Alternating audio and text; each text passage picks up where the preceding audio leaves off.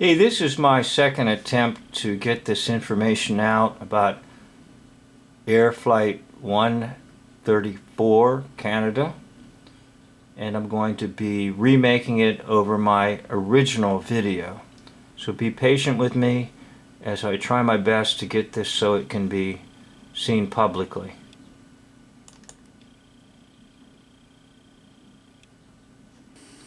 Air Canada Flight 143 ran out of fuel mid-air and it had a forced landing.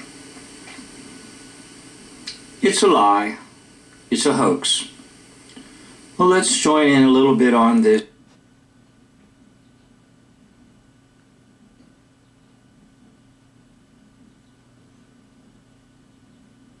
Okay, I shut the sound off because they're recreating the hoax, and I'm going to pause it and just try to fast forward through it.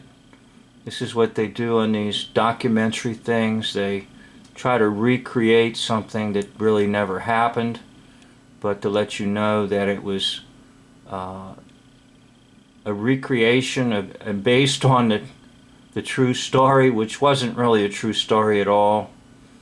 So they talk about after this occurred, there was a lot of discussion of what needed to be done. They needed to have more instruments on these jets, and in particular about the fuel, because the deal was this, that when they took on the fuel, it was in one calculation and they didn't convert it correctly to the other, from the English to the metric or the metric to the English. I'm not sure which direction it was, but the idea was, oh, there was miscalculation, so they didn't take on enough fuel, and that's why there was a forced landing.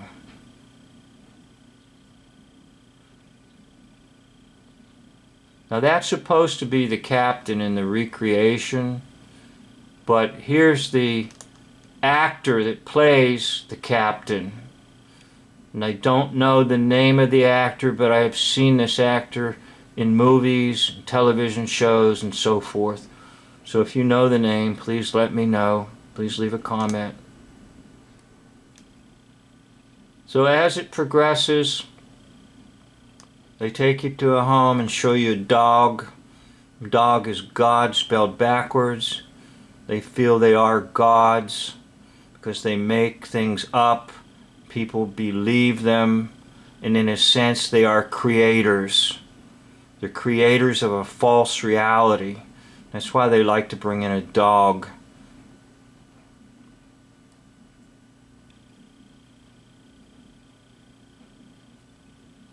Now this yo-yo here is quite a liar, and he does have slight duping delight. You can see it on the face. And then as he's done with his lies, he kind of winks and bows his head.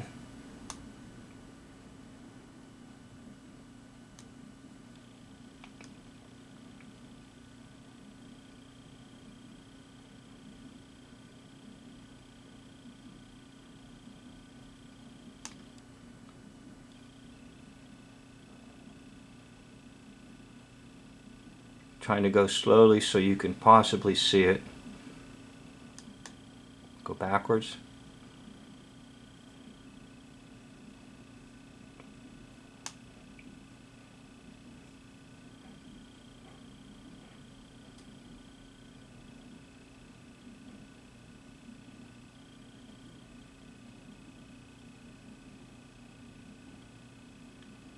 Anyhow, he's got a little bit of a snicker there, and he just sort of winks and drops his head slightly.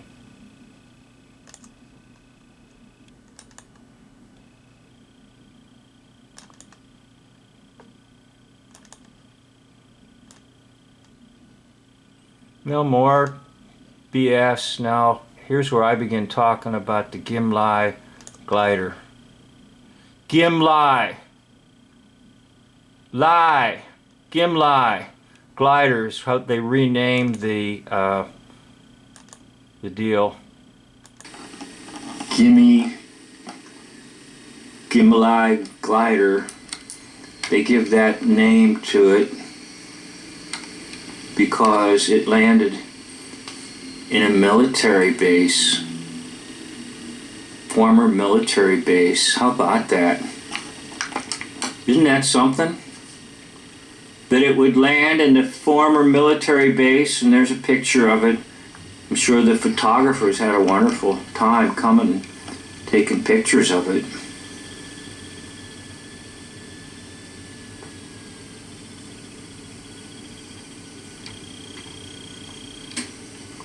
So what is the deal? Well, basically, the deal is this.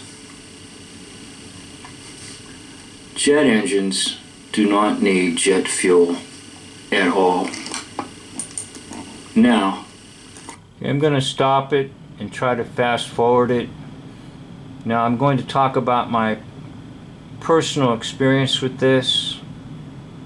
I was not on Air Canada Flight 143. I'm talking about several years ago. I flew from New York City to Guangzhou, China, and the air flight time was 15 hours, a distance of about 8,000 miles. 8,000 miles, okay? And I was in the air 15 hours. Now, if what they're trying to tell us that jets run on aviation fuel,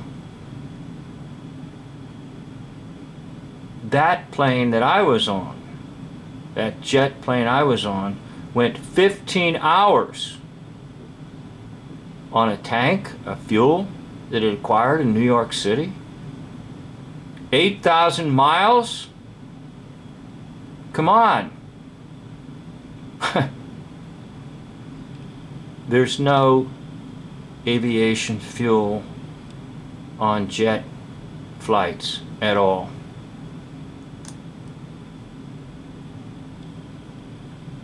So I try my best in my words to explain all this, and I admit that I'm not an engineer, and I admit that my training's not in that field at all. But basically speaking, the air turbine is started by batteries, and as it spins, it's generating electricity and then fed back into the air turbine. I also suggest that the jet itself, because it is metal on the outside, is actually harvesting electricity as it flies. So there's a vast amount of electricity that will keep the turbines turning. It's self-sufficient. And the whole idea of fuel is a complete and total hoax. So the real hoax behind this hoax of Air Canada Flight 143 is that it was the lack of fuel that caused them to force land. But the truth of the matter is there's no fuel on any jet. Now the fuel hoax is used to keep the price of the air flight tickets up, and then maybe to tack onto the ticket some kind of a fuel surcharge or something. I'm not familiar with all of that. But I am familiar with these liars and these hoaxers. And this one in particular here, this Pearson. His last name ends with Son, S-O-N. And that's a code name. And I think they use that because, well, there you are, two reasons. One, Mason, and then they're making fun of the Son of God. So anytime you see a name end in a son, be aware It could also be a pun on sun, worship of the sun, sun worshippers.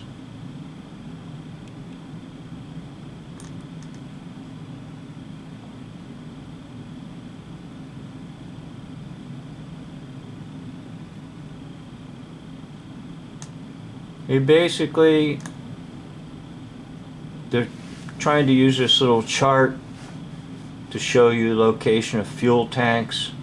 Now, you might believe a little bit a fuel tank could be here midsection, but you can't put hardly any fuel under a wing.